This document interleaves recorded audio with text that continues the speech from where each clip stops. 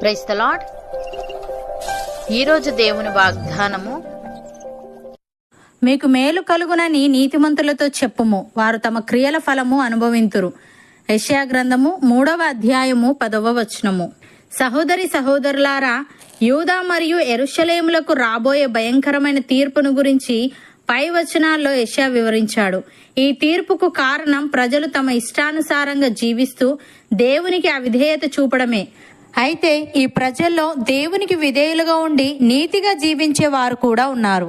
అలాంటి నీతిమంతులకు మేలు కలుగుతుందని, వారు తమ క్రియల ఫలము అనుభవిస్తారని ఇక్కడ చెప్తున్నాడు. భయంకరమైన విపత్తుల మధ్య నీతిమంతులకు ఒక గొప్ప ప్రోత్సాహాన్ని ఇచ్చే మాట ఇది. న్యాయసమ్మతమైన జీవితానికి, దుష్ట జీవితానికి కలిగే ఫలితాలు పూర్తిగా భిన్నంగా ఉంటాయి. దుర్మార్గం మధ్య మనం ఉన్నప్పుడు దీన్ని మనసులో ధ్యానించాలి. భక్తుడు ఈ విధంగా అంటున్నాడు, యెహోవా దృష్టి నీతిమంతుల మీదనున్నది, ఆయన చెవులు వారి మొరలకు ఒగ్గి ఉన్నవి. దుష్క్రియలు చేయు వారి జ్ఞాపకమును భూమి మీద నుండి కొట్టివేయుటకై యెహోవా సన్నిధి వారికి విరోధముగానున్నది. నీతిమంతులు మొరపెట్టగా యెహోవా ఆలకించును, వారి శ్రమలన్నిటిలో నుండి వారిని విడిపించును అని.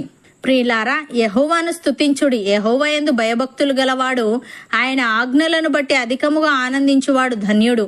వాని సంతతి వారు భూమి మీద బలవంతులగుదురు. యథార్థవంతుల వంశపు వారు దీవింపబడుదురు. కలిమియు సంపదయు వాని ఇంట నుండును. వాని నీతి నిత్యము నిలుచును. యథార్థవంతులకు చీకటిలో వెలుగు పుట్టును. వారు కటాక్షమును వాత్సల్యతయు నీతియు గలవారు. దయాళులను అప్పిచ్చువారును భాగ్యవంతులు. న్యాయ విమర్శలో వారి వ్యాజ్యము గెలుచును. అటి వారు ఎప్పుడునూ కదిలింపబడరు. నీతిమంతులు నిత్యము జ్ఞాపకములో నుందురు. కీర్తనకారుడు ఈ విధంగా అంటున్నాడు, యెహోవా మార్గములను నేను అనుసరించుచున్నాను. భక్తిహీనుడనై నేను నా దేవుణ్ణి విడిచినవాడను కాను. ఆయన న్యాయ విధులన్నిటినీ నేను లక్ష్యపెట్టుచున్నాను. ఆయన కట్టడలను త్రోసివేసిన వాడను కాను. దోషక్రియలు నేను చేయనొల్లకుంటేని ఆయన దృష్టికి నేను యథార్థుడనైతిని. కావున యెహోవా నేను నిర్దోషిగా నుండుట చూచి తన దృష్టికి కనబడిన నా చేతుల నిర్దోషత్వమును బట్టి నాకు ప్రతిఫలం ఇచ్చెను అని. ప్రియులారా, మోసపోకుడి, దేవుడు వికరింపబడడు. మనుష్యుడు ఏమి విత్తునో ఆ పంటనే కోయును. ఎలాగనగా తన శరీరేచ్ఛలను బట్టి విత్తువాడు తన శరీరము నుండి క్షేమను పంట కోయును. ఆత్మను బట్టి విత్తువాడు ఆత్మ నుండి నిత్య జీవమును పంట కోయును.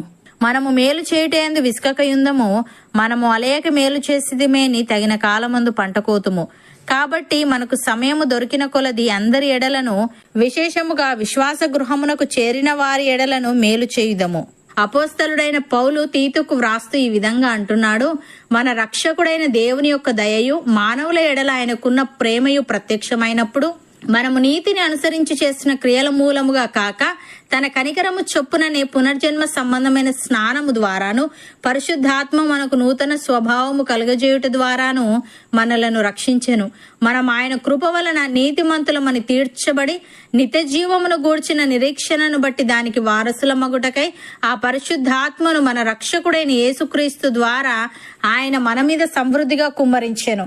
ఈ మాట నమ్మదగినది గనుక దేవుని యందు విశ్వాసం ఉంచిన వారు సత్క్రియలను శ్రద్ధగా చేయుట యందు మనస్సుంచునట్లు నీవి సంగతులను గూర్చి దృఢముగా చెప్పుచుండవలనని కోరుచున్నాను. ఇవి మంచివి, మనుష్యులకు ప్రయోజనకరమైనవియునై ఉన్నవి అని. సహోదరి సహోదరులారా, మనము చేసిన కార్యమును మనము పరిశుద్ధులకు ఉపచారము చేసి ఇంకను ఉపచారము చేయుచుండుట చేత తన నామమును బట్టి చూపిన ప్రేమను మరచుటకు దేవుడు అన్యాయస్తుడు కాడు. మనము మందులము కాక విశ్వాసము చేతను, ఓర్పు చేతను వాగ్దానములను స్వతంత్రించుకొని వారిని పోలి నడుచుకొనున్నట్లుగా మనలో ప్రతివాడును మన నిరీక్షణ పరిపూర్ణమగు నిమిత్తము మనం ఇది వరకు కనపరిచిన ఆసక్తిని తుదమట్టుకు కనపరచవలసిన వారమై ఉన్నాము. అవును అన్నవారు నాతో పాటు ప్రార్థనలో ఏకీభవించండి. పరిశుద్ధుడా, ప్రేమగల తండ్రి, నీతిమంతులకు మేలు కలుగునని, వారు తమ క్రియల ఫలము అనుభవిస్తారని నీవు తెలియజేశావు. తండ్రి, నీకు స్తుతులు.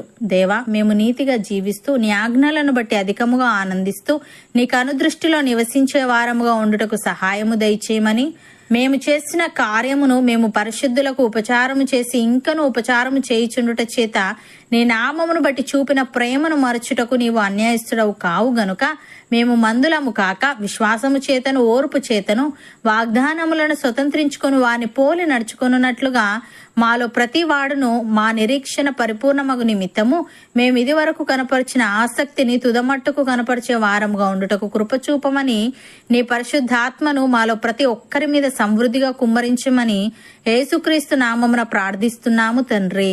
ఆమెన్.